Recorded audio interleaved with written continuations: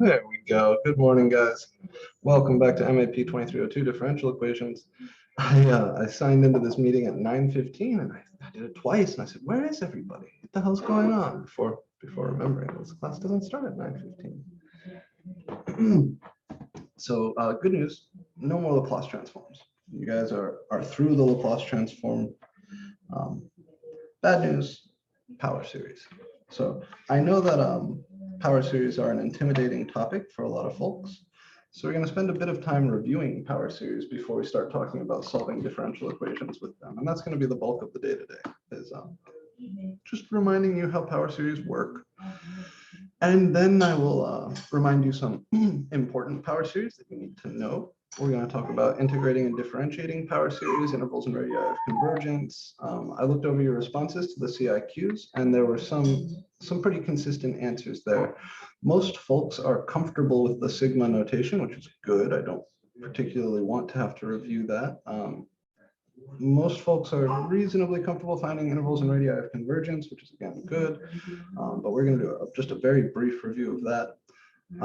By far, the topics that seemed to intimidate most of you were integrating and differentiating power series to find representations of functions. So we're definitely going to practice that a little bit today. The other thing that we're going to practice today, which is not always taught in Calc 2, is index shifting. When I first started doing Calc 2 here at Santa Fe, I did teach index shifting. It was a kind of regular part of the course in the other colleges and universities where I've taught. But here at Santa Fe, it's not something that other Calc 2 teachers emphasize. It's not an official part of the curriculum. So I think a lot of people don't really learn how to shift the index in a power series, or at least don't get enough practice with it, don't get tested on it. So it's something that can drift. So we're going to learn that. We're also going to learn a bunch of new terminology. So, of course, all the terminology associated with your study of power series in Calc 2 is going to be relevant. But then there is some terminology that you might not be familiar with that is kind of unique to solving differential equations with power series.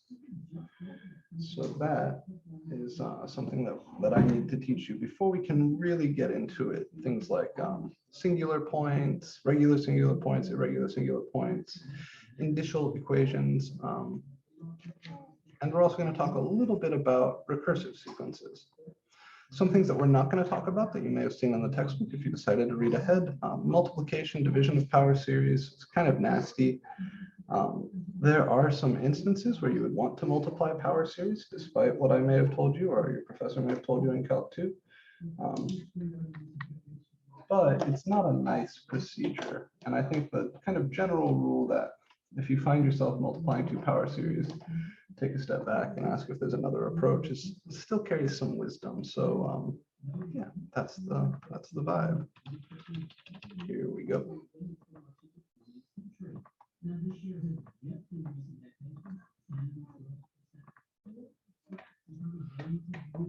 All right. So this is MAP2302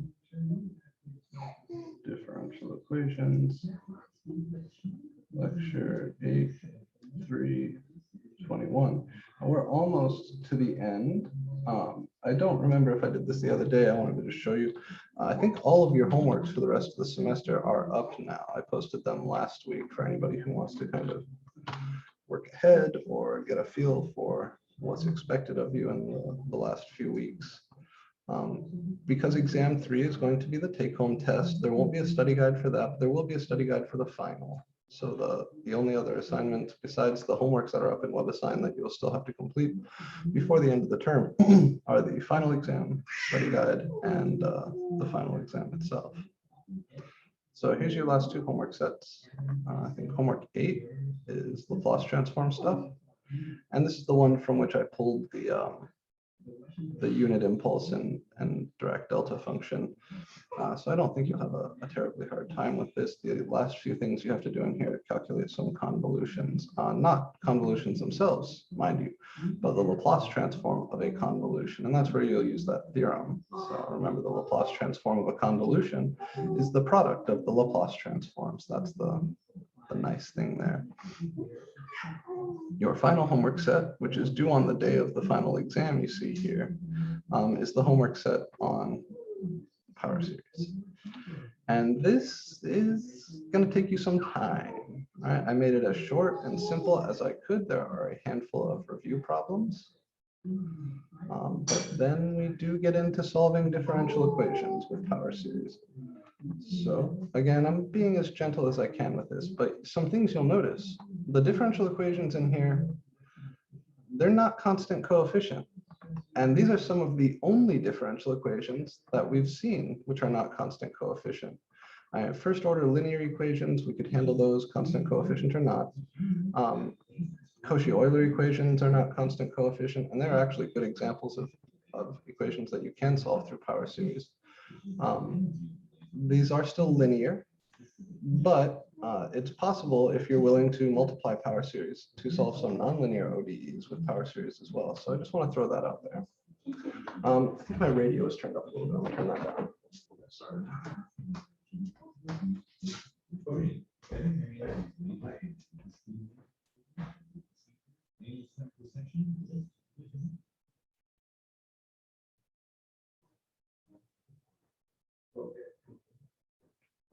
SAC reception. Did you get that? Some medical procedure that sounds a little gross. All right. So today we're going to review power series.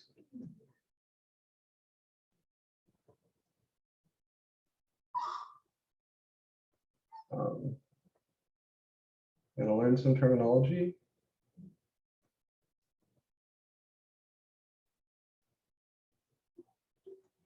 Associated with series solutions. Series solutions to ODEs, right?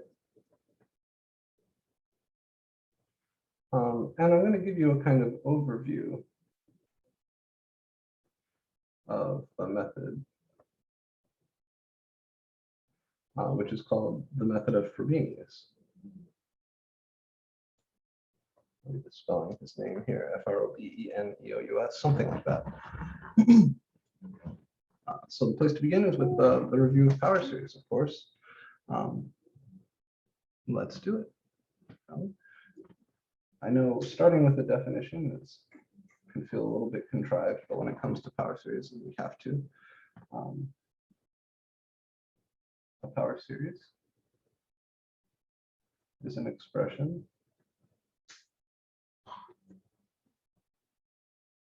of the form. I'm going to use the notation your book uses. Sigma n from 0 to infinity Cn times x minus a to the n. And remember this capital Greek sigma over here, this is the Greek letter s. It's very similar to an integral. It's really a discrete integral. So an integral sums the function inside over the continuum from a to b, meaning you're like adding up all the function values at every real number between a and b. Well, inside here, this is like your function that you're integrating, and you're adding it up over all of the positive integers or non-negative integers from 0 to infinity. So this is a shorthand for C0 times x minus a to the 0, which is 1, so that's just C0, plus C1 times x minus a to the 1, plus C2 times x minus a quantity squared, plus the next term would be C3 times x minus a quantity cubed, and so on. It's really a big, long polynomial. All right, that's the way to think of it. Big, long polynomial. The sequence Cn, so this is a series because we're adding all the terms up. the sequence Cn, and remember these curly braces are how you identify a sequence, are called or is called the sequence of coefficients.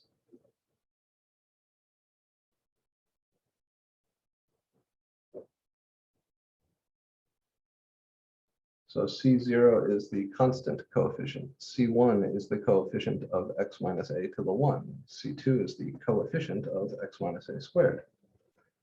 And the number a, the constant a,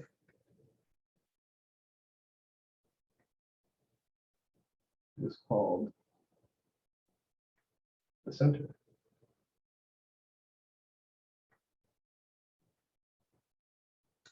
All right. So every power series has some sequence of coefficients and some number where the series is centered.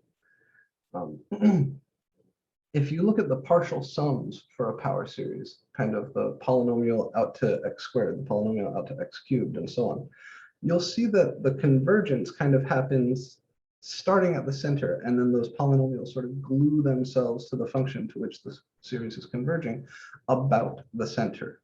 There's a lot of good reasons for us to call the center the center. That's the idea. So I'm not going to go over what it means for a series to converge. You need to remember what it means for a series to converge. It means that when you add up all these terms, you get a finite value out. And since there's infinitely many terms here, it's not immediately obvious that that's going to happen. It depends on two things. It depends on the coefficients, Cn. If these get really, really small, really, really fast, then that helps the series converge. It also depends on the size of this term, x minus a. Because if x minus a is quite large, then x minus a to the n is going to get bigger and bigger and bigger. Like, imagine you're plugging in an x that makes x minus a 5. 5 to the n, well, 5 to the 0 is 1, 5 squared is 25, 5 cubed is 125. So those terms would be getting bigger and bigger. So if x minus a to the n is going to get large, in other words, if x is far away from a, then the CNs have to get very, very small in order to drag those back down and give the series a chance of converging. On the other hand, if x minus a is quite small, then the CNs could themselves be large and the series might still converge. So the convergence of power series is a somewhat subtle thing that I'm counting on you to at least remember the intuition from Calc 2. All right. Associated with each power series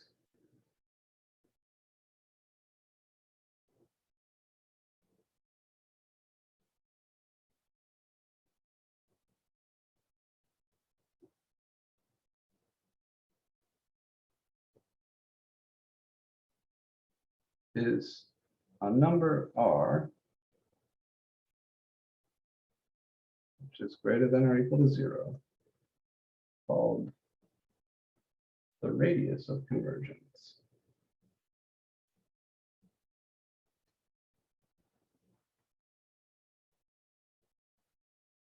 And an interval I called the interval of convergence. So R is the radius of convergence, I is the interval of convergence.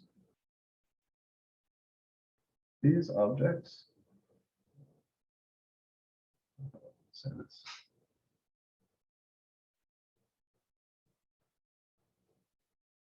the interval I has the property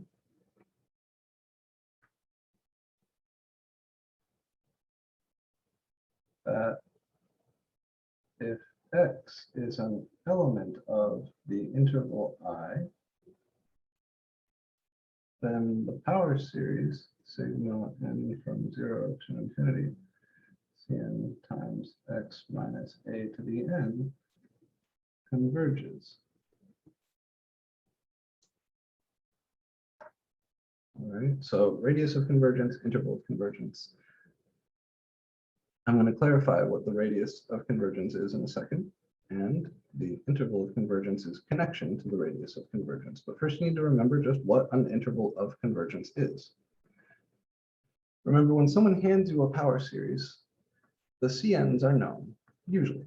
If I give you explicitly a power series, I say, here is this particular power series, then CN and A are known. So the convergence of the series depends only on X. All right, maybe Cn is just 1 and A is 0, then this is just sigma x to the n. Well, whether or not that series converges just depends on what X values you're plugging in. The interval of convergence I is the interval such that if you take an X from that interval and plug it into your power series, you get a convergent power series. Here's the deal. The interval of convergence is always symmetric about the center. And its radius, so when I say symmetric, I mean there's a distance you can walk to the right, and you can walk that same distance to the left, and you'll stay in the interval I. That distance is R. And the point over here would be A minus R. The point over here would be A plus R. So as long as you stay in this orange region, as long as you take your X value from this orange region, the power series will converge. If you take an X value outside of that region, like over here or over here, the power series will diverge. And then the question becomes, well, what happens at the endpoints? We call it a radius because it really is a radius. And if you study these things as functions of complex variables, you'll see that they actually have a disk of convergence. Don't draw the disk in here, please, but I'm just trying to show you what I mean by radius. In complex variable theory, your input space is two-dimensional, right? All of your variables are complex numbers. Complex numbers are 2D. So in the complex perspective, the object of convergence is not an interval, it's a disk. And that disk has a center and a radius, just like every disk. That's why we call it a radius of convergence. You can think of an interval symmetric about some center as being the one-dimensional analog of a disk. It is. The interval I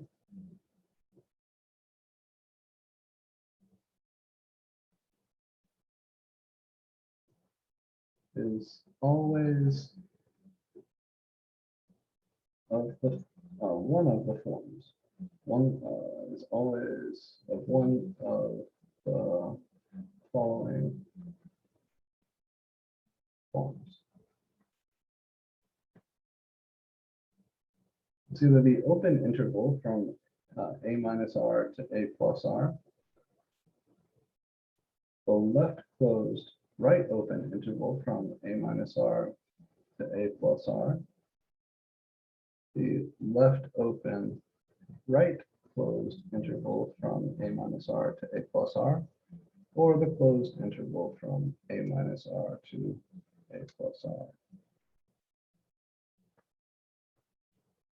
So once you know the center and the radius of convergence, you know that your interval of convergence is one of these guys. Conversely, if you know the center and the interval of convergence, you can tell me the radius of convergence. It's the distance from the center to the edge of that interval, either edge, because it's a symmetric interval. For example, if I take this guy and I say this is my interval of convergence, that means when I plug in A minus R, I get a convergent series.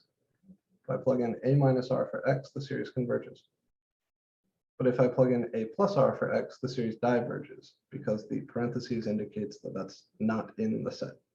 And of course, if I plug in anything between, anything from the open interval, I'm guaranteed a convergent series. Miguel, yeah, what's up? Professor, if we were to use complex numbers, that would mean that AI is a solution.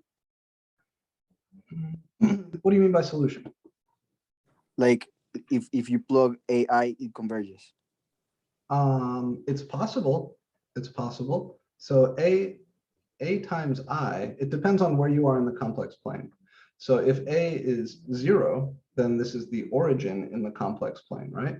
So AI would be step 1 up here. AI is a purely imaginary number. So I think maybe you're thinking A plus I. A plus I would be the complex number that is distance 1 above the complex number A. So A as a real number would be A plus 0I, and A plus I would be right up here, distance 1 away. As long as your radius of convergence is bigger than 1, then your series would be guaranteed to converge when you plug in A plus I. But if your radius of convergence was 1/2, and you try to plug in A plus I, then your series would diverge. So it depends on whether that number, AI or A plus I, whichever one you're interested in, depends on whether or not that's in the disk. That make sense? Yeah, thank you. Cool. Fun story. Whether you think of it as a real variable function or a complex variable function, the radius of convergence is always the same. So if you know the radius of convergence for your real power series, the same radius of convergence is true for the complex power series. So if your center is a real number, then this disk in the complex plane would always be a disk on the real line within the complex plane. And for things like e to the x, sine x, cos x, those all have infinite radius of convergence. So you can plug in any complex number you want. And we're kind of using that in an implicit way when I proved the Euler theorem for you in that video. Okay.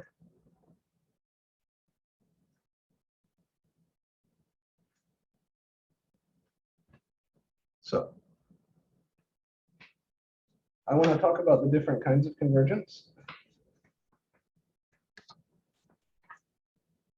There are many, many different kinds of convergence for a power series, but the two that you guys learned are just, well, there's one special one that we care about.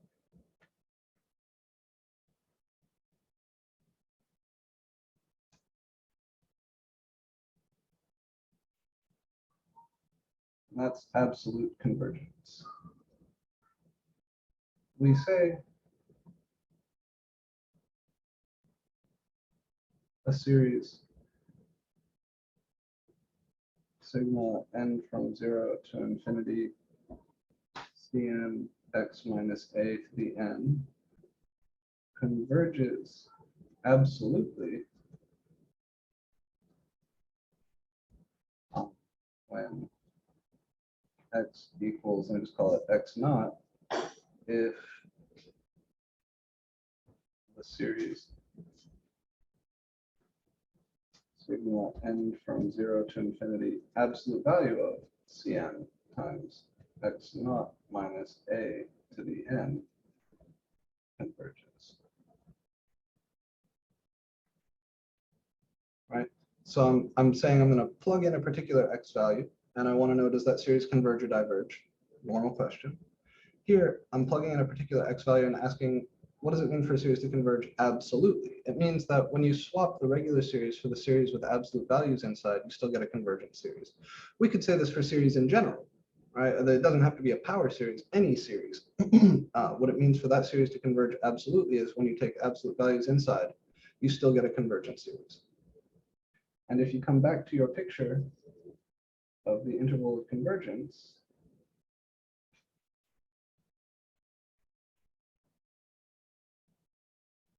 it is a fact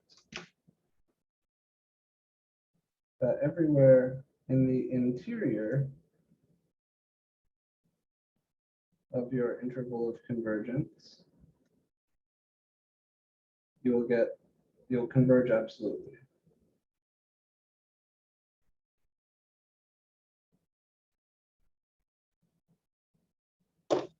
Everywhere outside your interval of convergence, the series is guaranteed to diverge.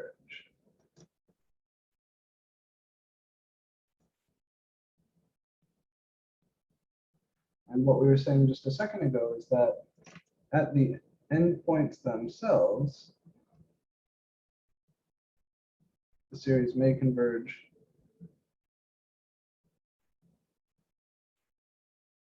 or diverge. And if you remember the terminology, one other mode of convergence is conditional convergence. The convergence at the endpoint may be conditional, it may be absolute. But the nice thing is that inside the interval of convergence, if you look at the open IOC, I'll abbreviate interval of convergence as IOC, in the orange area there, which is the open interval of convergence, the series is not only guaranteed to converge, but that convergence is guaranteed to be absolute for a power series, right? Absolute convergence turns out to be the thing we need in order to integrate and differentiate series. So we care about that.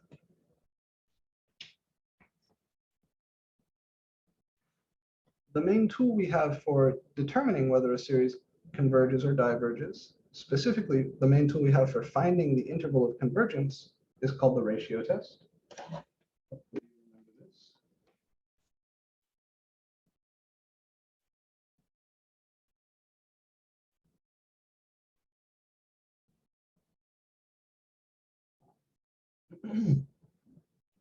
This says,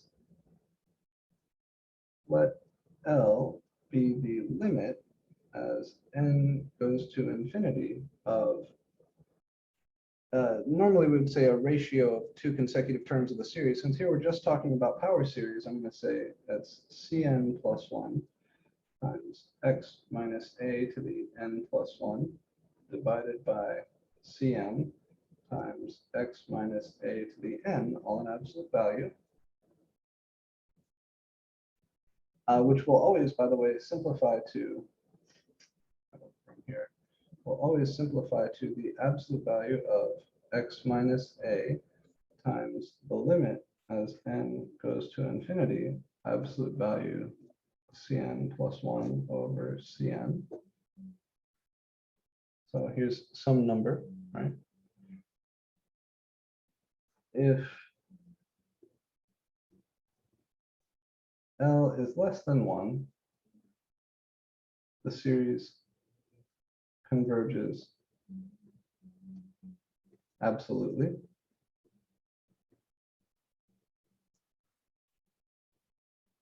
If L is greater than 1, the series diverges.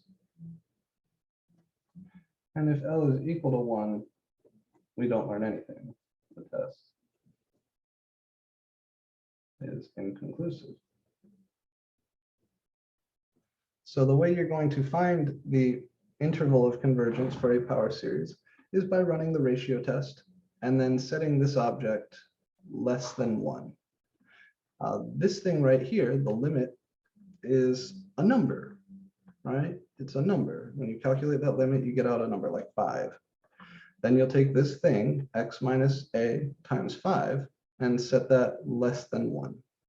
That's an absolute value inequality, right? The absolute value of x minus a. A is a known number. So you'll have something like the absolute value of x minus 1 times 5 is less than 1. That's an inequality you'll solve. And that inequality will tell you the open interval of convergence. Finally, one last fact before we start getting our hands dirty. Power series define a function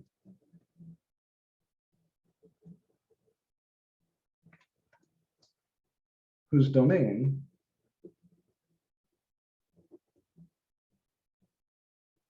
is the interval of convergence.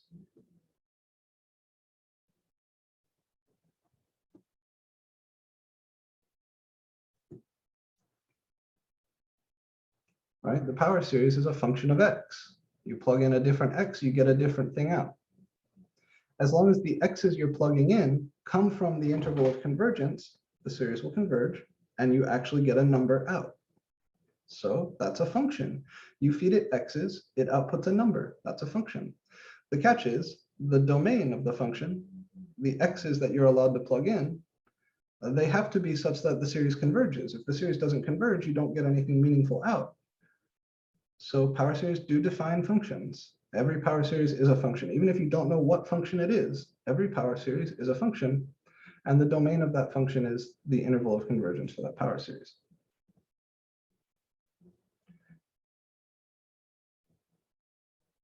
Okay. Maybe one more thing here, sorry. So if y is the power series sigma n from 0 to infinity, Cn times x minus a to the n, then I want to show you some derivatives.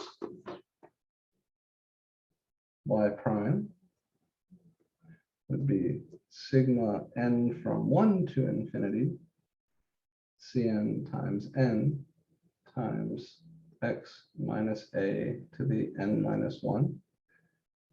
And y double prime would be sigma n from 2 to infinity, Cn times n minus 1 times x minus a to the n minus 2. You differentiate these like you differentiate polynomials.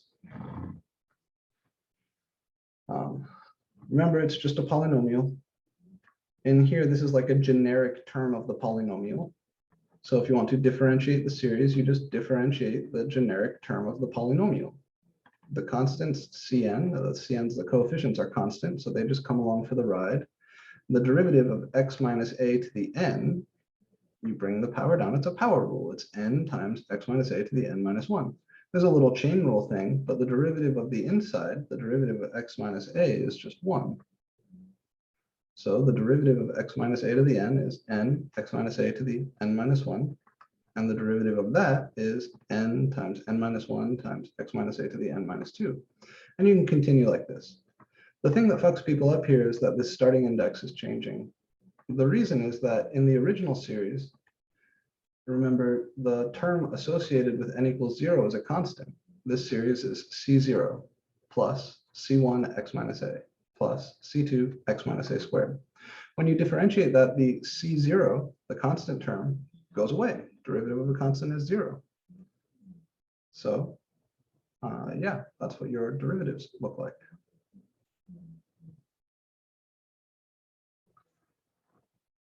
We can add something here. If you're a little bit intimidated by this, then y equals C0 plus C1 times x minus a plus C2 times x minus a squared plus and so on.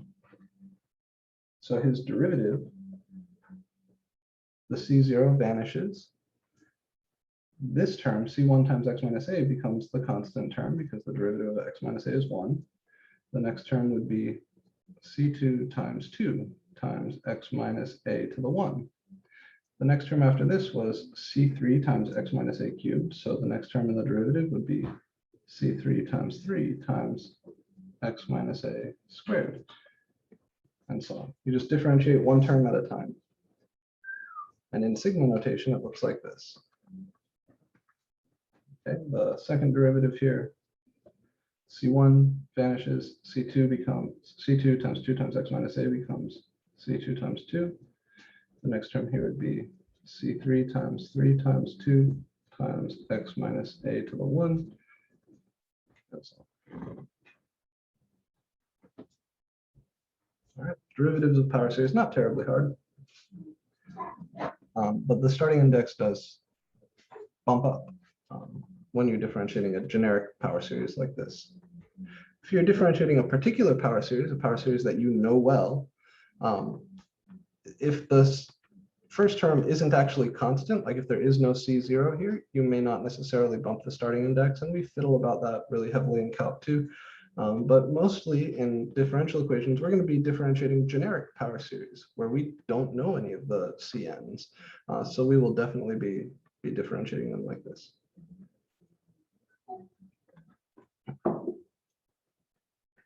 All right, let's get our hands a little bit dirty. Let me look at a particular power series or two.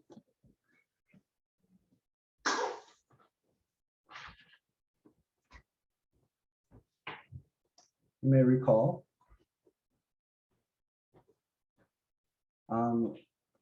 that the geometric series, sigma n from 0 to infinity, anything to the n, let's call it x to the n, which is the series 1 plus x squared plus x cubed, and so on.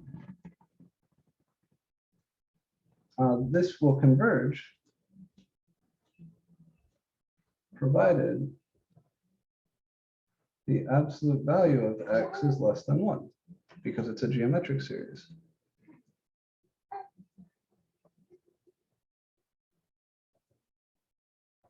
Because it's geometric with common ratio x. Moreover,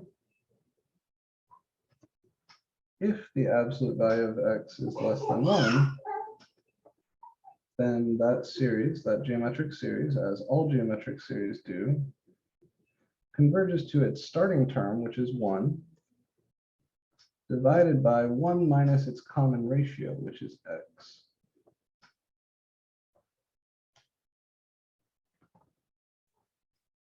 So in other words, I can look at the graph of this power series. If f of x is defined to be sigma n from 0 to infinity x to the n, then that function, it's a function in the classic sense of a function, inputs, outputs. This can be graphed.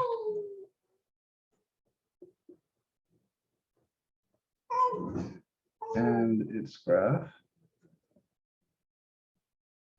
looks like, well, it looks like 1 over 1 minus x with the domain restricted to the interval whose absolute x is less than 1. So if I put 1 over here, that makes this -1 over here. The graph of this function looks like this.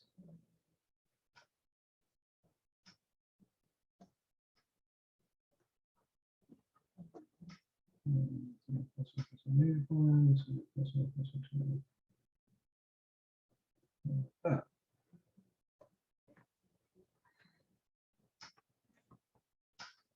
Right, that's what the graph of this function looks like. The graph of 1 over 1 minus x continues on and on over here. It has a horizontal asymptote, and it's also got a branch over here. But none of that is a part of the graph of this function, because this function is not 1 over 1 minus x. It's 1 over 1 minus x with its domain restricted to the open interval from -1 to 1.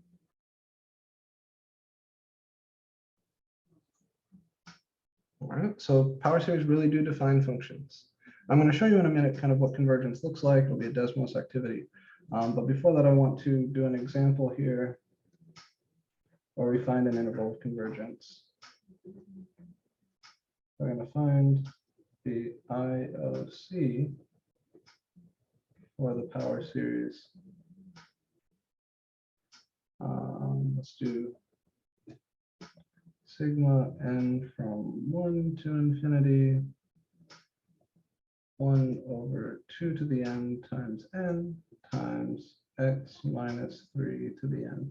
Here the series is starting at 1. Maybe it's the derivative of something else. That's why it starts at 1. Or maybe it starts at 1 for some other reason. Maybe the author just chose to write it as a series starting at 1 for some other reason. It's been index shifted or something like that. We'll talk about this in a minute. Miguel, what's up? Yeah.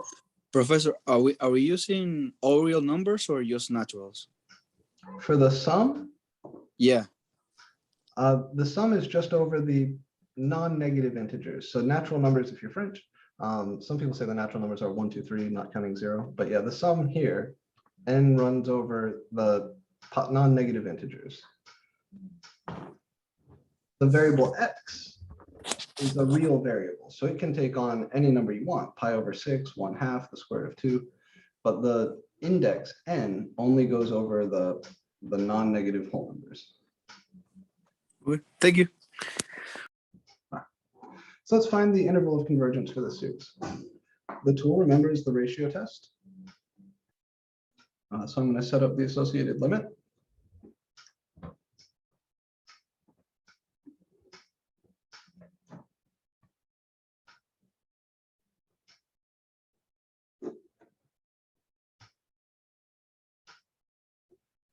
That's the limit as n goes to infinity of the absolute value of 1 over 2 to the n plus 1 times n plus 1 times x minus 3. I'll put it up here maybe. X minus 3 to the n plus 1 divided by the generic term, which is x minus 3 to the n over 2 to the n times n. All right, so remember how your fractions work. Be careful with your algebra. That's the ratio test limit for this power series. Usually what we do is we flip and multiply. So this would be, I'll group kind of like terms together, x minus 3 to the n plus 1 over x minus 3 to the n. And then I'd have 2 to the n times n divided by 2 to the n plus 1 times n plus 1, just simplifying the fractions inside.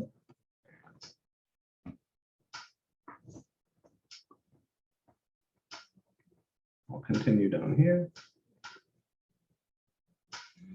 X minus 3 to the n plus 1 divided by x minus 3 to the n is just x minus 3. So this is lim n to infinity, absolute value of x minus 3. 2 to the n divided by 2 to the n plus 1 is 1/2.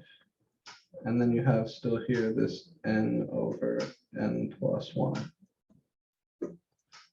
So once you've simplified to sort of this level, you want to pop out anything that is constant with respect to the limit. So the limit here is involving n. So this thing doesn't have any n's in it. This thing doesn't have any n's in it. Those can both come out.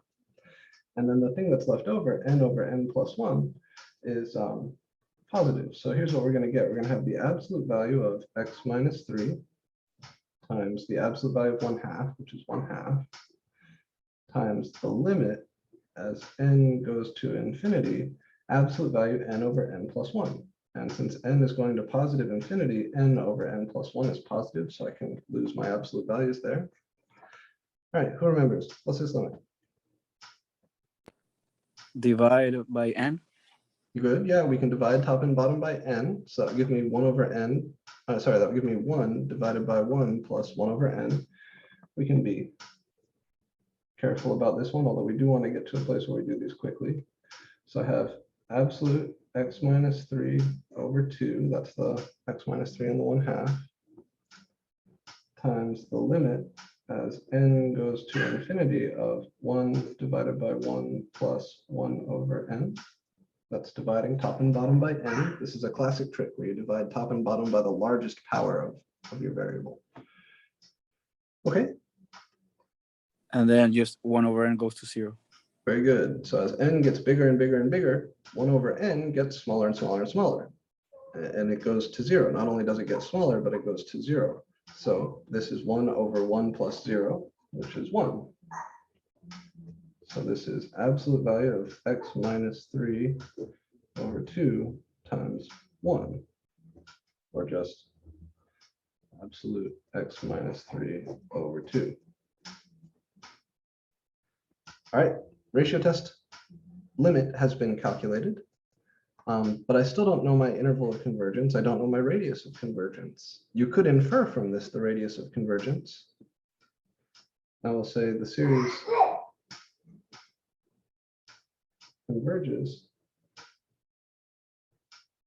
if L is less than 1. So we need to figure out when this thing, which is L, right here, this is L, right? Here's L equals this thing. So we set that thing less than 1.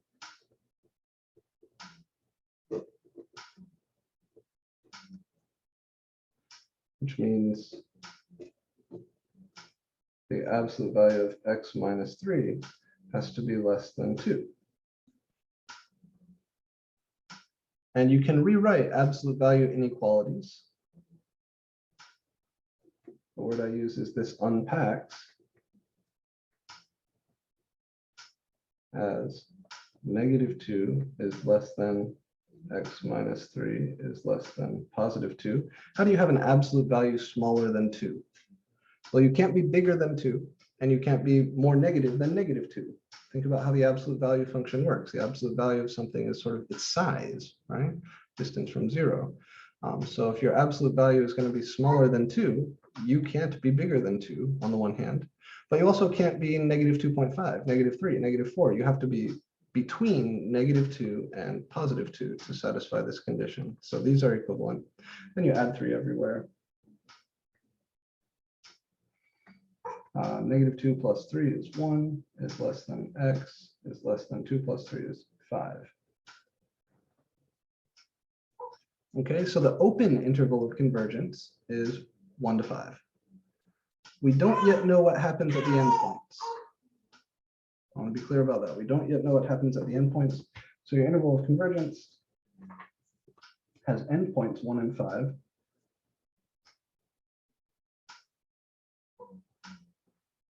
So I is one of 1 to 5 open, 1 to 5 left closed, right open, 1 to 5 left open, right closed, or 1 to 5 closed on both sides. And in order to determine which one of these is the actual interval of convergence, you need to check the endpoints.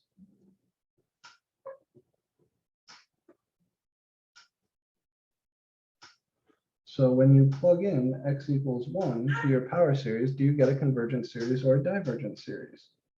At x equals 1, your series is sigma n from 1 to infinity, 1 over 2 to the n times n times 1 minus 3 to the n.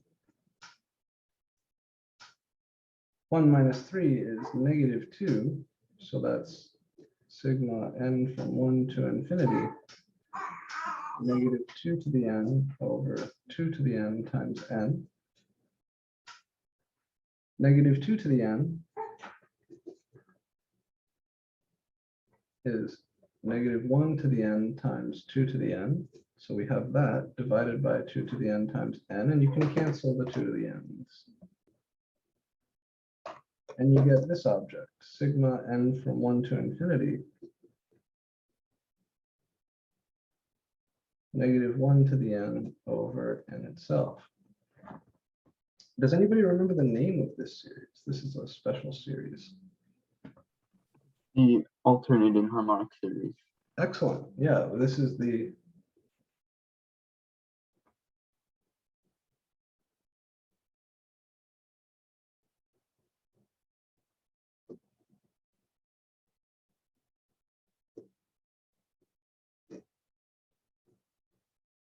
and we know that this converges.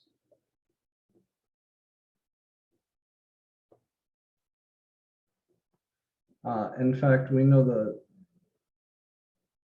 the test that's associated with alternating series is called the alternating series test. I'm not going to go through the details, but if the non-alternating part of your summand goes to 0 monotonically, strictly decreasing goes to 0, then the alternating series is guaranteed to converge.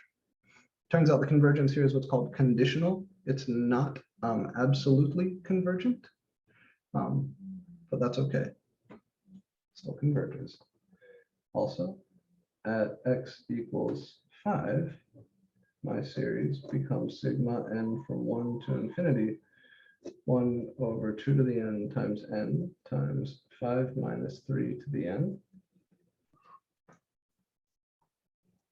5 minus 3 is 2, so this is sigma n from 1 to infinity, 2 to the n over 2 to the n times n.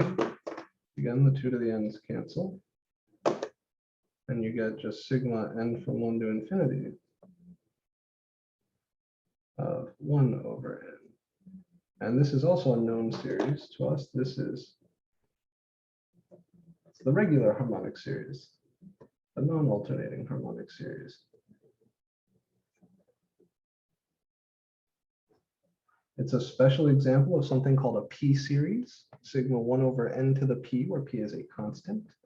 And we know this diverges.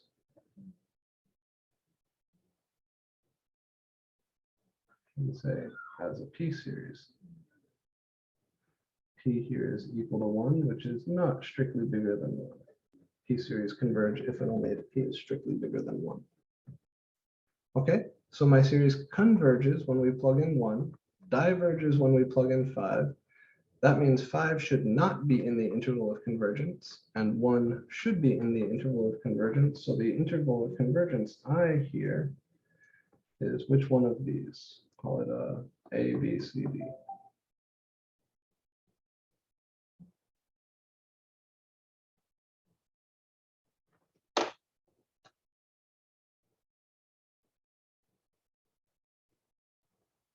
Which one?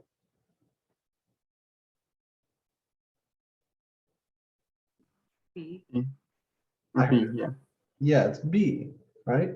My series converges when we plug in 1, so 1 should be included, so it should have to have a bracket on the 1. It's either B or D. And my series diverges when I plug in 5. So it has to not include 5, which means it's either A or B. And one that satisfies both of those is B. So here is my interval of convergence. And I'll add something here, and we know the series converges absolutely on the open interval 1 to 5. Okay, the convergence at x equals 1 is conditional. And remember, in order to differentiate and integrate power series, we really like absolutely convergent series. So we may even restrict our attention to the open interval. This is something we do in calculus all the time, where we say, functions have nice properties on open intervals. It just happens to be the topology of the real line. Okay. Taylor's theorem.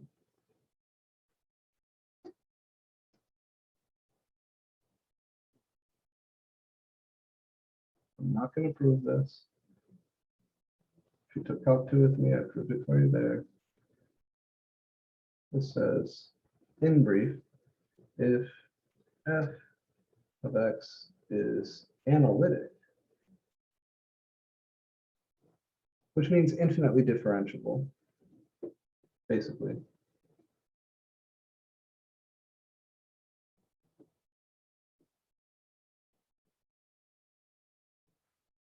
At x equals a, meaning that the derivative of f at a exists, the second derivative of f at a exists, all derivatives of f at a exist, then f of x can be written as a power series. And the coefficients of that power series come from the derivatives evaluated at the center divided by n factorial.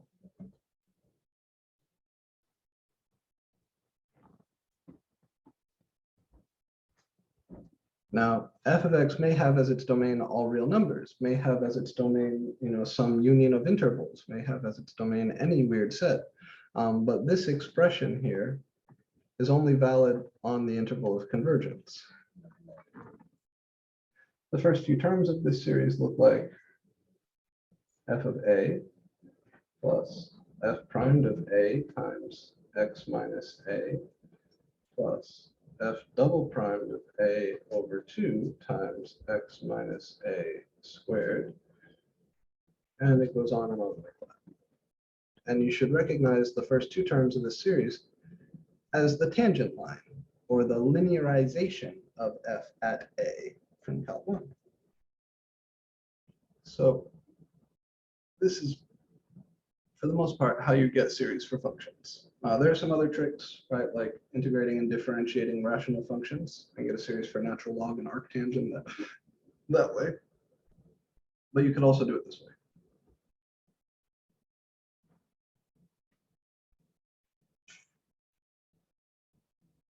All right. This is called a Taylor series. In special case,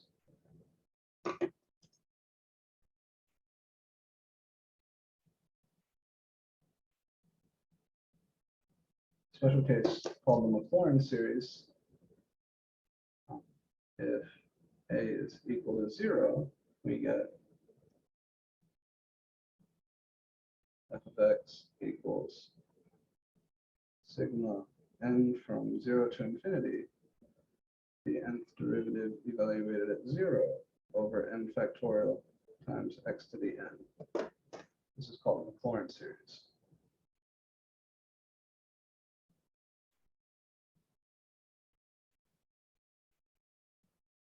So Maclaurin series are just Taylor series that happen to be centered at 0.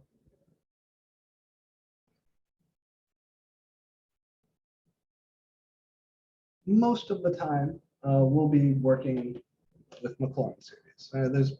There are reasons to expand about other points, to take your center to be 1 or pi or something like that for certain functions in certain situations, but most of the time, it's just easier to work with Maclaurin series. And as long as your interval of convergence is reasonably large, there's no harm done.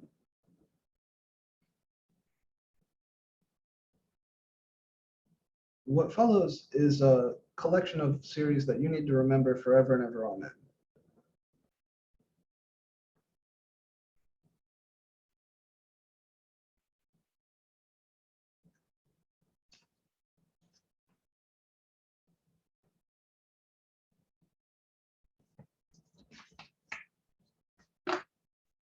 Very important power series. And you need to know these. I'm not going to say memorize. You need to know them.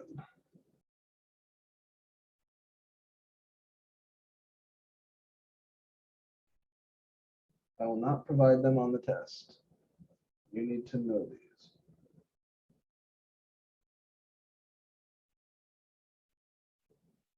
E to the u, or e to the x if you want to use the variable x, but I'm going to use u, is sigma n from 0 to infinity 1 over n factorial times u to the n. Written out long form, this is 1 plus u plus u squared over 2 plus u cubed over 6, and so on. The cosine of u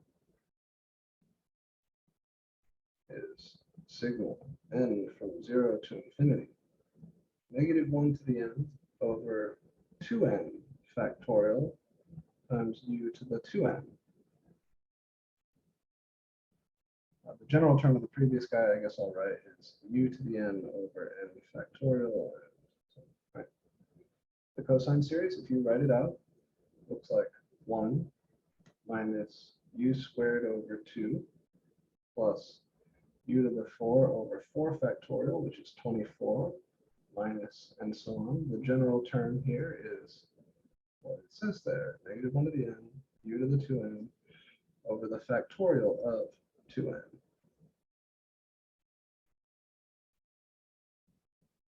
Sine of u is sort of the odd portion of this. N equals 0 to infinity, -1 to the n over 2n plus 1 factorial times u to the 2n plus 1.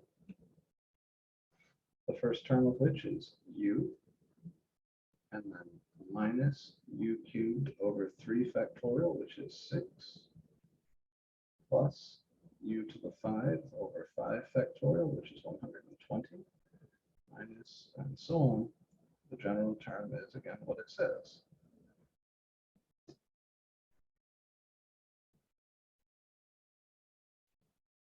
Okay, these are the 3 most important ones. However, some others that you need to know.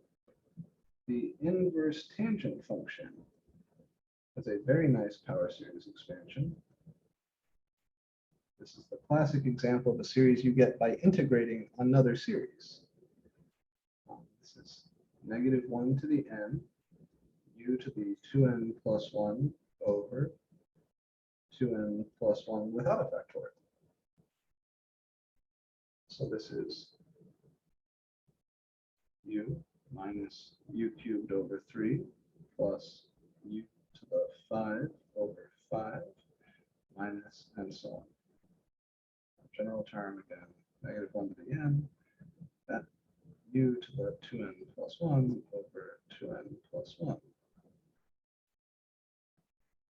The natural log function. The natural log, this is a good example where we can talk about analyticity. The natural log function is definitely not analytic at 0, right? ln of u, or ln of x, isn't even defined at 0. So no, it's not continuous differentiable, twice differentiable, 3 times differentiable, that doesn't have any derivatives at 0. So if you want to have a natural log function with a Maclaurin series, a series centered at 0, you can't just use ln of u because it's not defined at 0. It's definitely not analytic there. But the ln of 1 plus u, that is defined at 0, right? The ln of, when you plug 0 in for u here, you get the ln of 1, which is perfectly fine. This guy also has a nice series representation. And again, it's usually thought of as coming from integrating the series for 1 over 1 plus u. This is going to be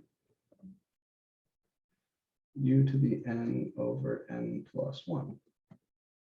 U to the n plus 1, if we're starting at 0, yeah, u to the n plus 1 over n plus 1. And with the plus there, it's going to be a -1 to the n also. Yeah, if we're doing the 1 plus. So this is u minus u squared over 2 plus u cubed over 3 minus, next term would be u to the 4 over 4 and so on. General term here, -1 to the n, u to the n plus 1 over n plus 1. These are the power series that I expect you to know cold. Your book also has the power series for the hyperbolic trig functions. I'm good on that. They're important, they're very cool, but you can always just write them as exponentials. The only other one that you must know is one that you were born knowing. Sigma 1 over 1 minus u is sigma u to the n, which is 1 plus u squared and so on. General term here, just u to the n. All right, that's it. These are some power series you must know cold. The associated interval of convergence. For the first 3, your interval of convergence is -infinity to infinity. All real numbers. You can plug in whatever the hell you want, and those will converge. It's the factorial downstairs doing that. The factorial downstairs really helps these series converge because it makes the general term go to 0 quite quickly. The inverse tangent function has a closed interval of convergence from -1 to 1. The natural log has, in this form, the left open, right closed interval -1 to 1. And the geometric series has the open interval of convergence -1 to 1. The reason I'm using the variable u here rather than the variable x is because I would like you to think of plugging other things in for u if you want to. These can be used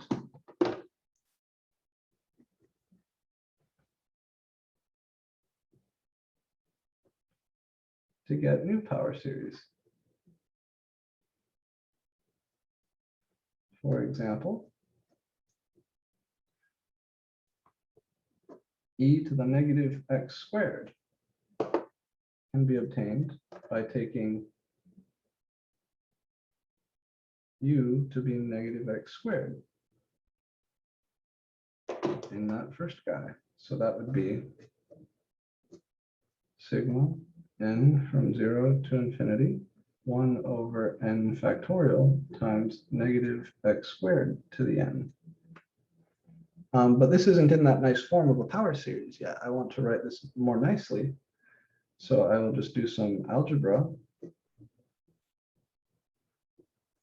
1 over n factorial is 1 over n factorial. He's not going to change.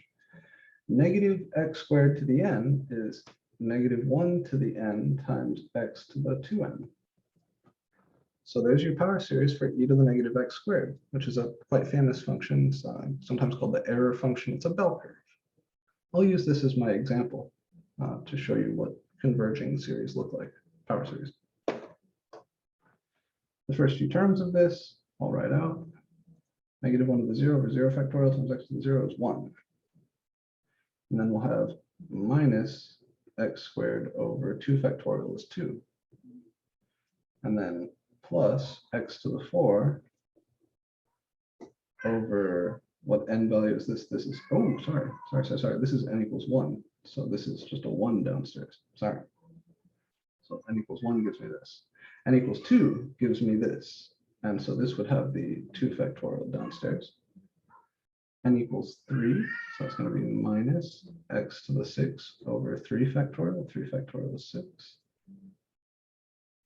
Then plus x to the 8 over 4 factorial is 24. The next term, and this will be the last one I'll write out, is minus x to the 10 over 5 factorial, which is 120. All right, so just practice with sigma notation, right? Get comfortable writing these out. Let's take a look at what this series does and compare it to the graph of this function. I'll hold here for a second.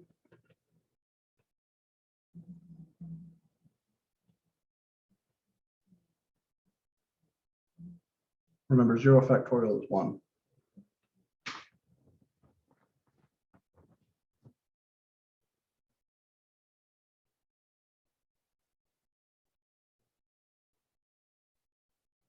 Okay.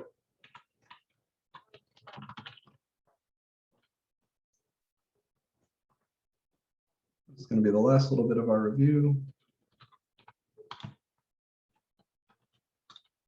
Here's what e to the negative x squared looks like. I'm going to rescale my y-axis a little bit.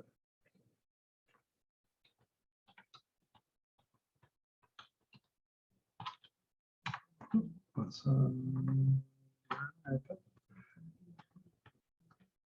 okay. E to the negative x squared looks like this. Important distribution function from statistics. Here's the very first partial sum, just the first term.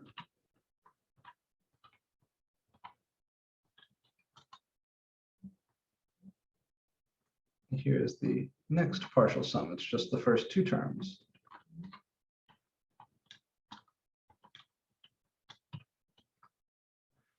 Here's the first 3 terms. Start copy pasting. This is going to be over 3 factorial, which is 6. I'll get a few of them in here. It's over 4 factorial, which is 24.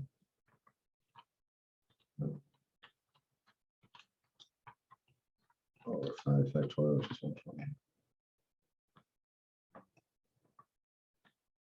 All right. So here's what it looks like for a power series to converge. The red function is the function I know the series converges to. Let me scale my x-axis a little bit.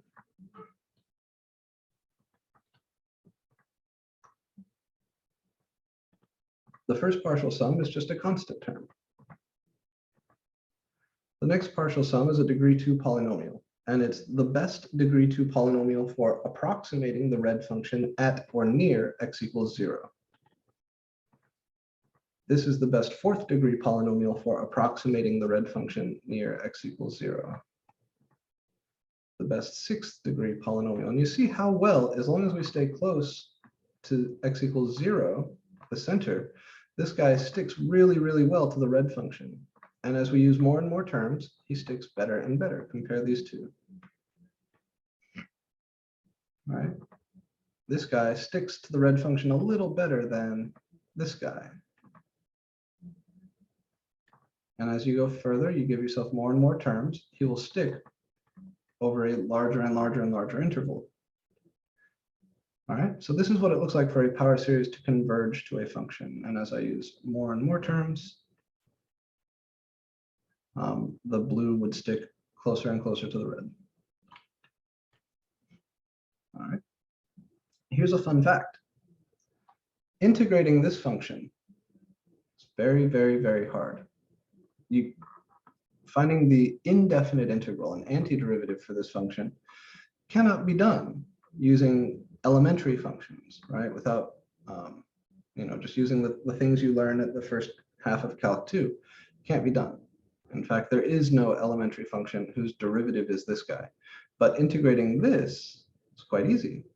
It's a polynomial, right? You just add 1 to the power and divide by that new power. So you can come up with an antiderivative for this function as a power series. And that's sort of the big payoff in Calc 2 towards the very end of Calc 2. This is the main payoff. All of a sudden, you can integrate any function as long as you can write a power series for it. Well, that's not what we're here to do. We are here to learn how to solve differential equations using power series. I'll say maybe just one more thing about properties of series before we look at an example. We need to be comfortable adding two series together and kind of messing around with them a little bit.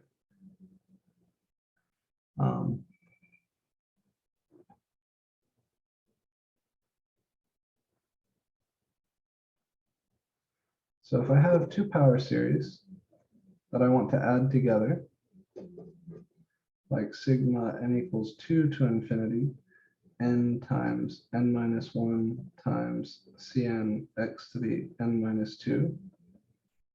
And maybe I want to add it or subtract it, same thing. I'm going to subtract from that the power series sigma n equals 0 to infinity, cn x to the n plus 1, assuming that both series converge, right? Not worrying at all about convergence, just working formally. I can use the fact that the sigma operator is a linear operator. But there are some issues we need to overcome if one wants to put these two together. First, this guy starts at 2. This guy starts at 0. If they both started at 0 or both started at 2, I could just, kind of factor the sigma out, basically.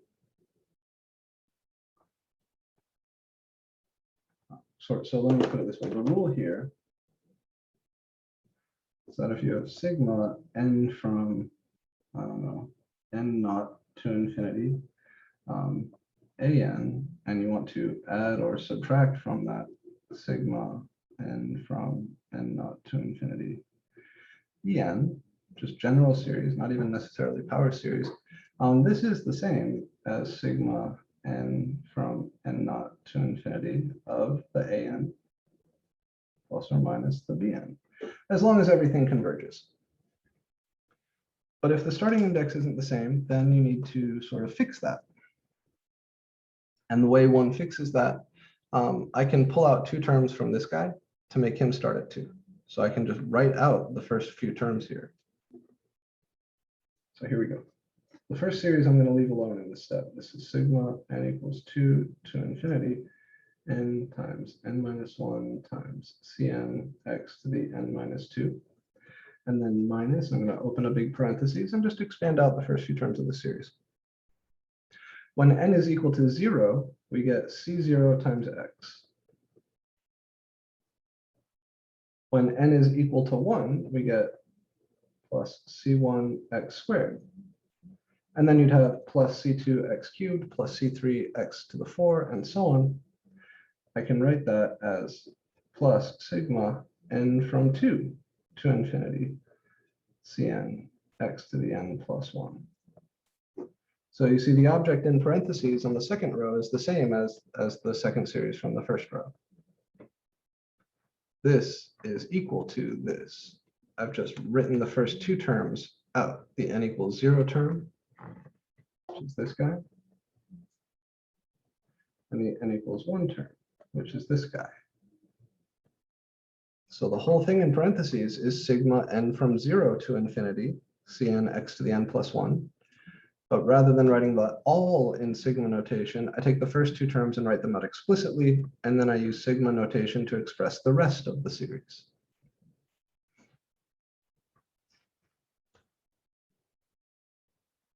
Now, I can write this as, I'll distribute my negative and bring these first two terms out front. So this is negative C0x minus C1x squared. And then I'll write this guy plus sigma n from 2 to infinity, n minus 1 Cn x to the n minus 2 minus sigma n from 2 to infinity, Cn x to the n plus 1.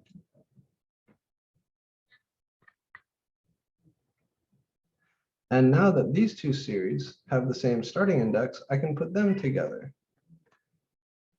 But there's a further issue. Oh, sorry, n minus 2, is that? Yeah, that's what I want. This guy has an x to the n minus 2. This guy has an x to the n plus 1. So really, just for fun, let me start like this. This is minus C0x minus C1x squared plus sigma n equals 2 to infinity. And then inside here, I'd have n times n minus 1 Cn x to the n minus 2 minus Cn x to the n plus 1 in a single series. This is kosher. But the result isn't a power series. Right? I can't like factor in x to the n. This isn't like something times x to the n. So we also need to fix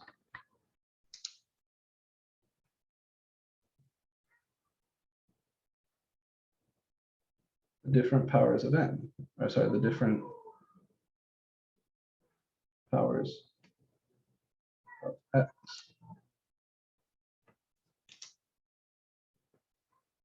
So there's a few ways to do this, but this is what's called index shifting. And generally you want to fix the powers of x before pulling out terms, because fixing the powers of x can change your starting indices.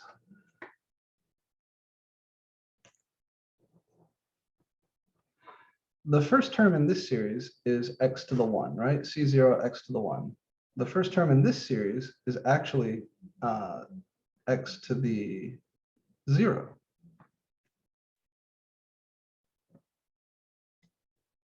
So better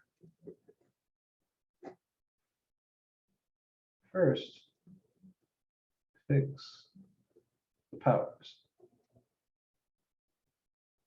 then worry about starting indices.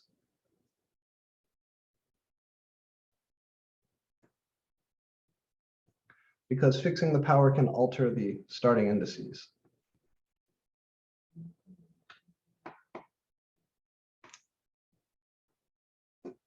Sigma n from 2 to infinity, n times n minus 1 times Cn x to the n minus 2. What does this look like? Oh, when n is 2, this is 2 times 1 times C2 times x to the 0.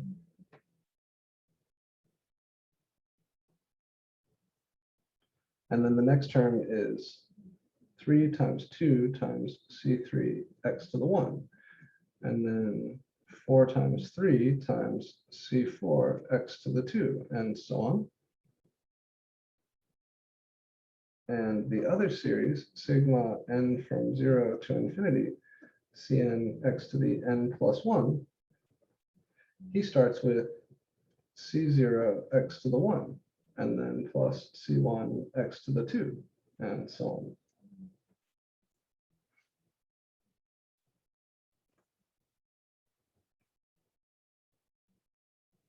So the first guy starts with a constant term. The second guy starts with an x term. What could I do to have them both match powers of x?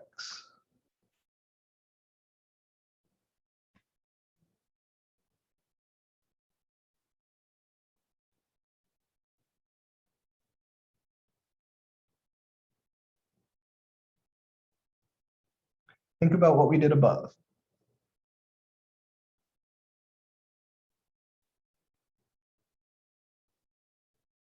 I pulled out a few terms from one of the series, right? To make the starting indices match. What if I pull out this first term from this series? Then they'll both begin with x's. So first, pull out terms to make both series start with the same power of x. There's lots of ways to do this, but this is how your web assign is going to guide you through it. So I'm trying to show you. So I'll call this 1, and I'll call this 2. In 1, sigma n equals 2 to infinity, n minus 1, cn x to the n minus 2 can be thought of as 2 c2 plus sigma n from 3 to infinity, n minus 1 cn x to the n minus 2. And now I can shift the index here. So now this is a series that will start with x. I could shift the index down to, say, 1 if I wanted, because this starts with an x to the 1, right? This piece is this piece. Since the orange box part here starts with the same power of x as the orange box part here, it will be easy to combine the terms. They'll all line up. They'll all have a matching common power of x. So since that power of x, the starting power of x here is x equals 1, I would like to change the exponent here to n, or to just something. So what I'm going to do is I'm going to make a substitution, k equals n minus 2.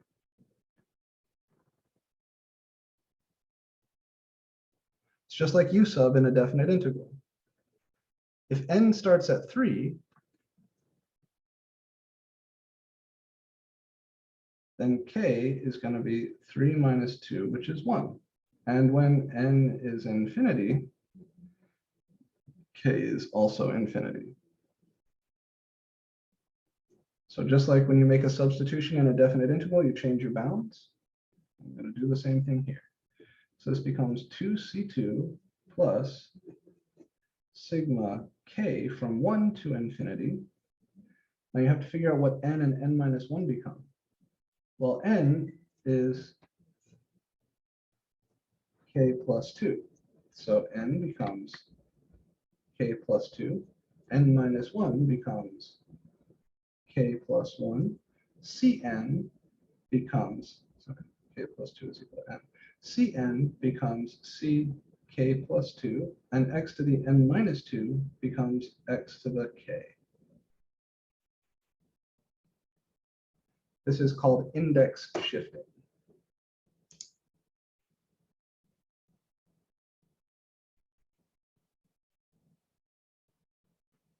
And I encourage you to think of it like making a u sub.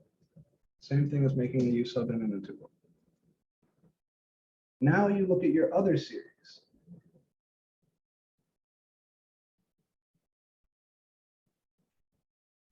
It's sigma n from 0 to infinity, cn x to the n plus 1. I want to make a substitution in this guy to make this x to the k as well. That way everything will match up. That's going to alter my starting index here. But since I pulled out the terms here and they both start with the same power of x, I won't have to do any other fuckery. So in this guy, I'm going to make the substitution k equals n plus 1. When n is equal to 0, k is equal to 1. And of course, when n is infinity, k is infinity. So this series would become sigma k equals 1 to infinity. Cn, well, n is k minus 1, so that's c k minus 1. X to the n plus 1 is x to the k. Now we can subtract these.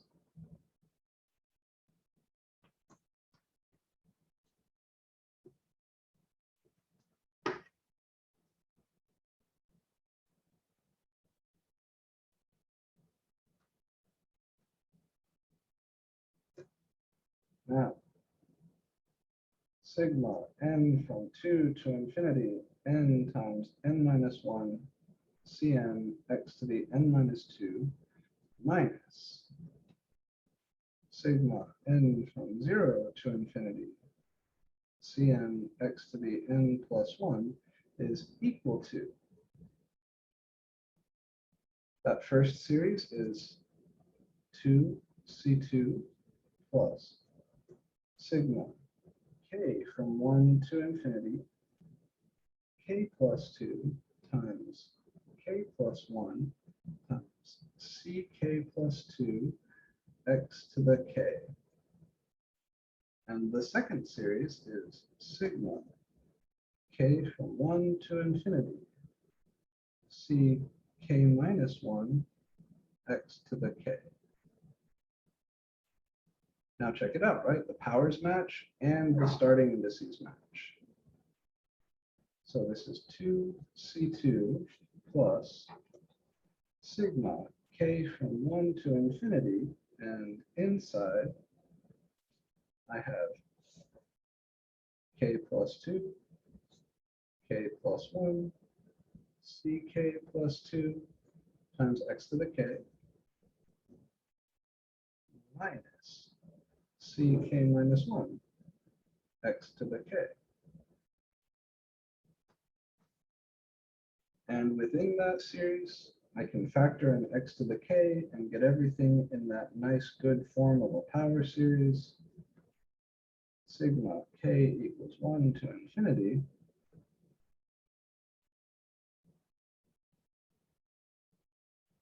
k plus 2, k plus 1, ck plus 2 minus ck minus 1 times x to the k. And this is what you want to do. This is actually a power series because it's some coefficient bullshit times x to the n, or x to the k.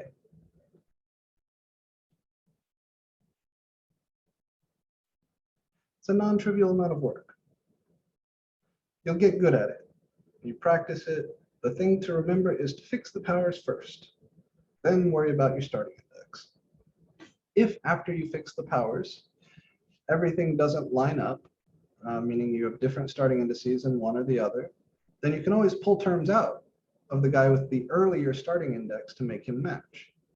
Like if I just blindly made the substitution here, k equals n minus 2, then this series would have started at the wrong place to match with this one, but it would have had the right power.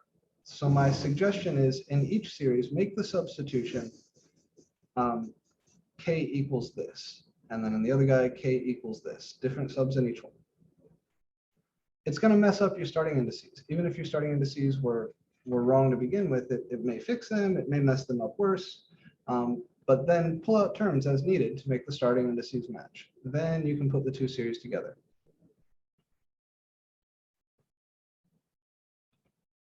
All right.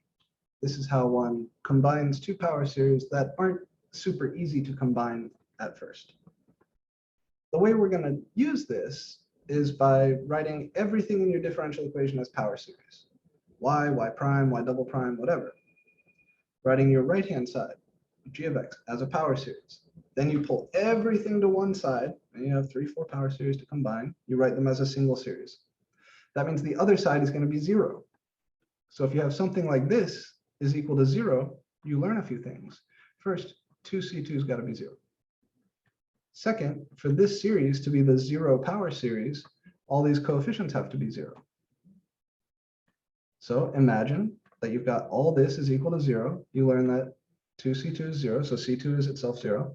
And then you get that this is 0, which means CK plus 2 is equal to CK minus 1 divided by K plus 2 times K plus 1. That's a recursive sequence. You will then want to solve that recursive sequence, which can be real fucking tricky on its own. In general, you'll get the first few terms, and that will give you the first few terms of the power series of the solution to your differential equation. I'm going to show you the simplest possible example I can here.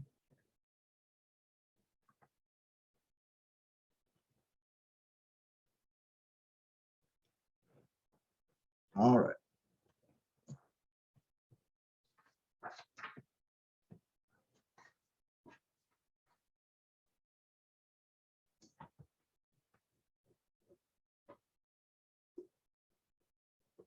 Find the function y equals sigma n from 0 to infinity, Cn x to the n, solving y prime plus y equals 0. I know you know how to solve this ODE many other ways, but the best way to do something new is to do something you know how to do already. First, calculate the relevant derivatives.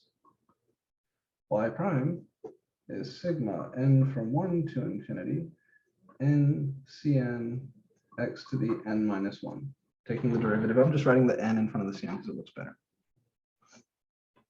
Then, you take other derivatives here if necessary, but then build the ODE. So y prime plus y equals 0. That means sigma n from 1 to infinity, n Cn x to the n minus 1 plus y is sigma n from 0 to infinity, Cn x to the n, all has to be equal to 0. Next, you need to combine the two power series. This first power series starts with x to the 0. Right? If you plug in n equals 1, you get 1 C1 x to the 1 minus 1 is x to the 0.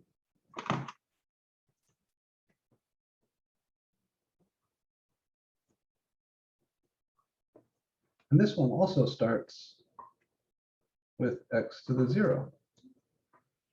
Both series start with x to the 0. So I know if I shift the index to make this power match this power, things will combine nicely. So in this series, I can make the substitution k equals n minus 1.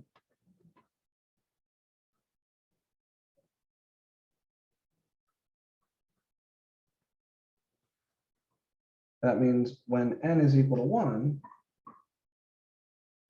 k is equal to 0, and when n is equal to infinity, k is equal to infinity. Really is just like making substitutions in definite intervals. So the line above becomes sigma k from 0 to infinity. K is n minus 1, so n is k plus 1. Cn is ck plus 1. And x to the n minus 1 is x to the k. The other series is still sigma n from 0 to infinity, Cn x to the n, and all of this is still equal to 0. The part that kind of blows people's minds is that the symbol k or the symbol n, they're dummy indices. They're dummy symbols. The label doesn't matter. If I were to rewrite this with n's instead of with k's, nothing would change. Or if I were to rewrite this with k's instead of with n's, nothing would change. It's up to you. I'm going to go ahead and rewrite this one with n's. So sigma k from 0 to infinity, k plus 1, ck plus 1 x to the k is the same as sigma n from 0 to infinity, n plus 1, Cn plus 1, x to the n. And the way I actually used to do this, instead of using k, I would write like n tilde.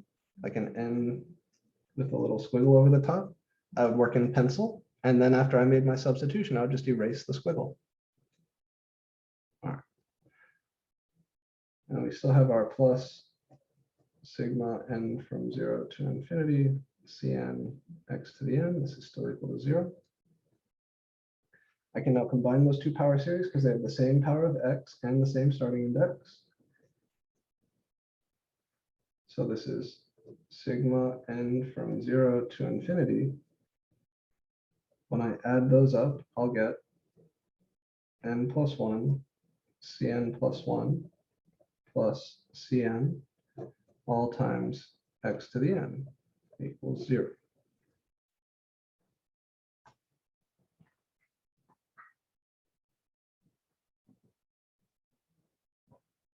Questions so far?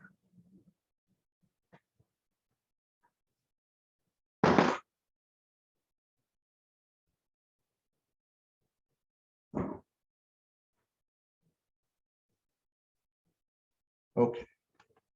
How is it possible for this power series to be 0?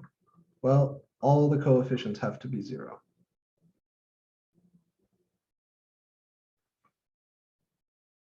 So this implies that n plus 1 times cn plus 1 plus cn equals 0, which is if and only if cn plus 1 is equal to the negative of cn divided by n plus 1.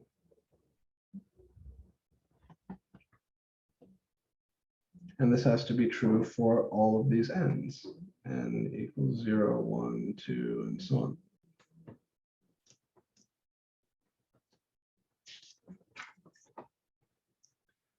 In other words,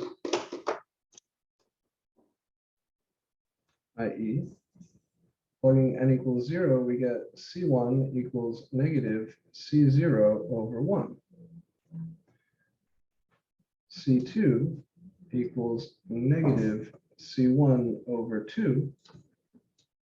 But remember, c1 is negative c0 over 1. So this is negative c0 over 1 divided by 2, which is c0 over 2. C3 would have to be negative C2 over 3. Right? Again, I'm just plugging in here. So when I plug in 0 for n, this statement becomes C1 equals negative C0 over 1. When I plug in 1 for n, I get C2 equals negative C1 over 2. And I just keep doing this. C3 would be negative C2 over 3. C2, on the other hand, I know is C0 over 2. So this is negative C0 over 2 divided by 3. If you simplify that fraction, you get negative C0 over 6. I'll do one more. C4 would have to be negative C3 over 4. Maybe I'll write this downstairs here as 2 times 1. I'll write this downstairs here as negative C0, 3 times 2 times 1. It'll help you spot it. If I plug in the line above, this is the negative of negative C0 over 3 times 2 times 1 divided by 4, which is positive C0 over 4 times 3 times 2 times 1. Does anybody see a pattern? It's alternating positive and negative C0 over n factorial. Very good. So what this looks like is that Cn is something like negative 1 to the n, alternating, times C0 over n factorial. So what does that mean?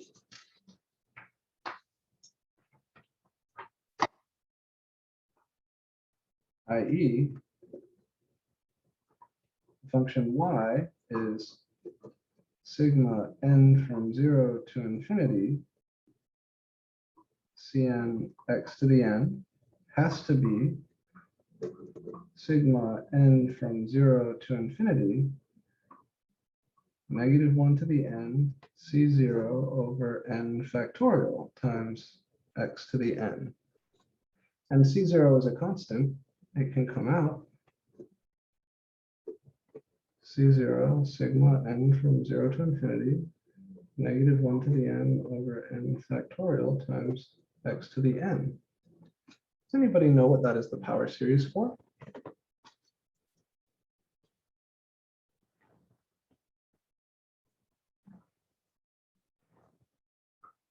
e to the negative x.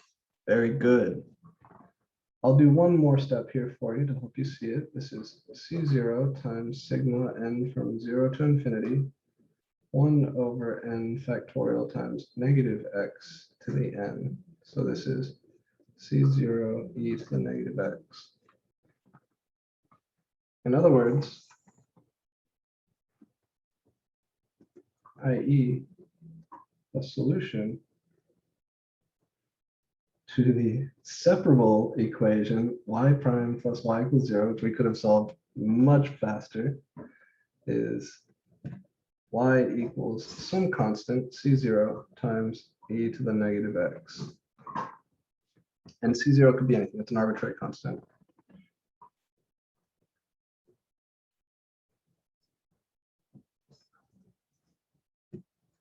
That's how you solve differential equations with power series. I never said it'd be easy, but it fucking works. And you better believe that in the research world, when somebody hands me a fresh differential equation, this is what I do. Actually, I write a computer program to do this for me. But this is what one does. This is how you solve differential equations in the real world. You assume that the solution is analytic about some number, usually 0. And then you build the ODE in terms of the appropriate power series. Then you combine all the terms, pull everything to one side, combine all the terms, and you'll get something like this. Power series, some shit times x to the n equals 0. So you set those coefficients to 0. Those coefficients will involve various flavors of Cn, Cn plus 1, Cn minus 2, whatever. That will give you what's called a recursion, right? You guys remember recursive sequences from Calc 2? This is why we talked about them.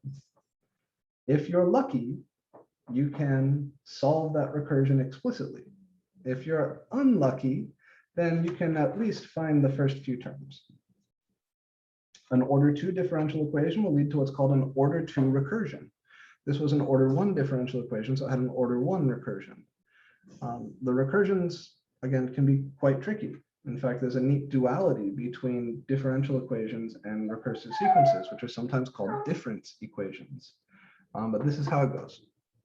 This is how one actually solves 90% of differential equations in the real world, and that's why we had to get to this. The Laplace transform is badass, works great.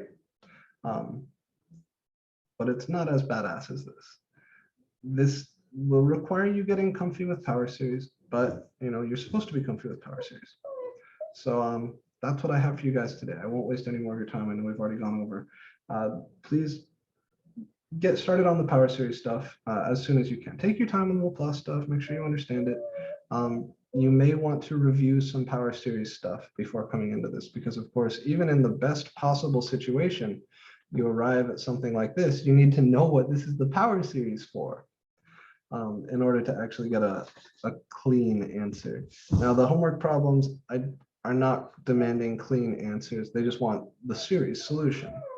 So we're going to get to that. Next time, I'm going to teach you about regular singular points, kind of how to tell when a differential equation can be solved through a power series. And we'll look at some more complicated things, so ordinary points, singular points. We'll look at some second order ODEs solved by power series, and we'll move on from there.